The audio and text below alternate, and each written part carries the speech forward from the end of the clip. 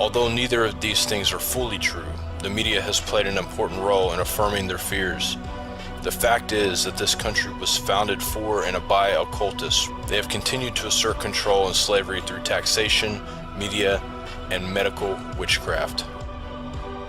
What is better than a slave that pays for their own health care, housing, and food?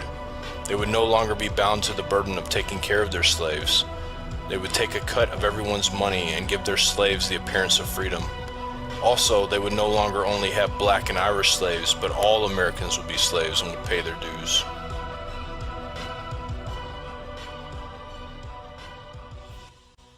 Mr. Jones owned a cotton plantation and many slaves. One day he was talking to the owner of the plantation next to his, and Mr. Jones was lamenting the fact that times were tough. He was having to work his slaves harder than ever, and was having trouble with some of them being disobedient or trying to run away. The other plantation owner said he knew someone who could help. Day 1. One day Mr. Jones called his slaves together so a man named Mr. Smith could talk to them. Before beginning, Mr. Smith whispered to Mr. Jones, "Whatever I say, do not contradict me or interfere, and I promise you your slave troubles will end."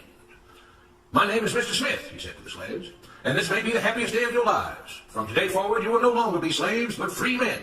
Mr. Jones was so shocked he started to step forward, but Mr. Smith gestured for him to remain silent. He did, only because the other plantation owner had spoken so highly of Mr. Smith's skills. "You are no longer the property of Mr. Jones," Mr. Smith continued. "You are free. No more will you be forced to labor for the benefit of Mr. Jones. Now you can work for yourselves." Now the slaves were all murmuring and looking at each other. Many were smiling, many were looking puzzled. "In fact, you are now free to leave the plantation whenever you want," Mr. Smith said.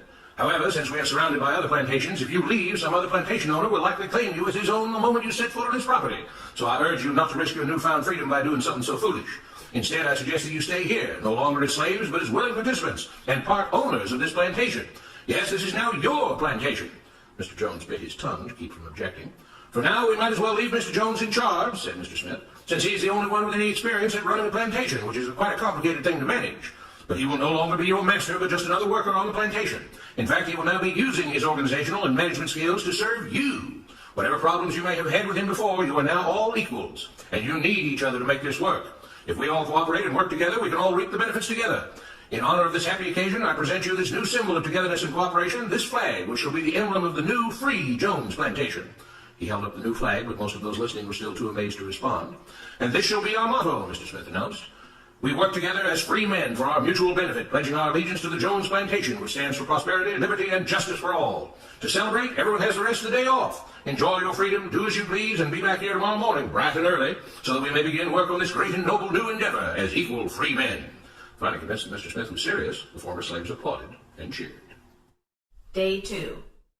"We all want this plantation to do well," Mr. Smith said at the beginning of the next meeting, "so we can all share in the benefits. We all know that it takes a lot of effort to make a cotton plantation work. Just because you're all free doesn't mean you can stop working. In fact, since you're now working for yourselves, I expect you to work even harder than ever before, but now with pride and joy, knowing that you're working for yourselves. Of course, there still have to be rules. If everyone just does whatever he wants, the plantation won't produce anything. This experiment will fail and we'll all starve.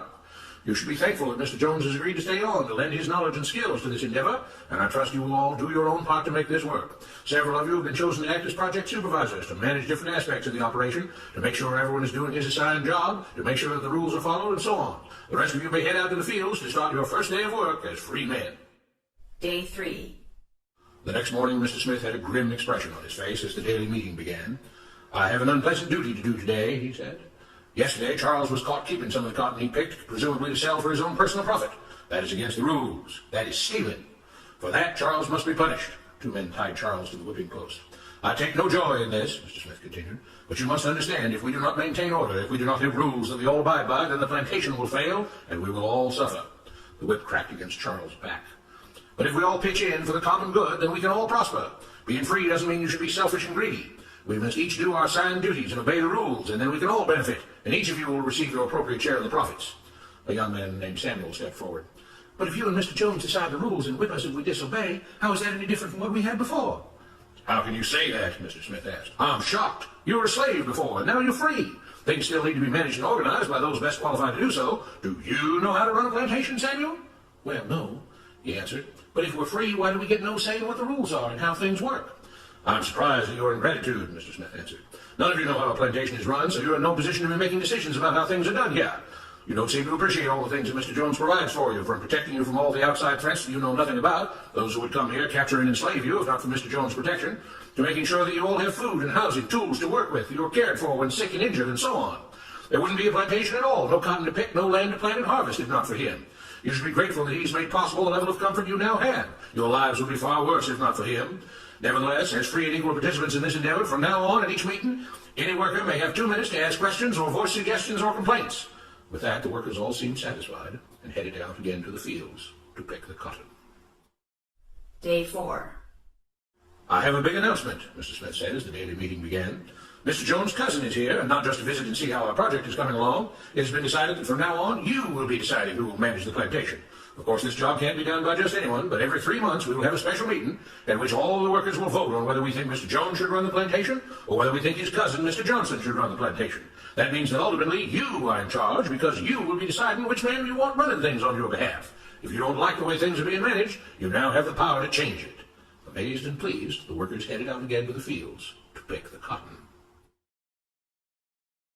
Days passed, months passed, a year passed, and the plantation continued to operate as before. Sometimes Mr. Jones was in charge, sometimes Mr. Johnson was in charge, but the day-to-day routine stayed exactly the same. The workers worked hard, long hours every day, and still had little to show for it. Every day the meeting would begin with them all reciting the Jones Plantation motto, "We work together as free men for our mutual benefit, pledging our allegiance to the Jones Plantation, which stands for prosperity, liberty, and justice for all." One day Mr. Smith announced, "Samuel is asked to say a few words this morning, and whatever the rest of us may think of his ideas and opinions, we are all free here, and that means we are all allowed to speak our minds. So, Samuel, you have 2 minutes. Begin." Samuel stepped forward, looking scared. "I was excited when all this started," he began, glancing nervously at Mr. Smith and Mr. Jones. "But don't you all see what's happened here? Nothing's changed. We're all still slaves." There were grumbles of disagreement from the crowd. "They tell us what to do and whip us if we don't.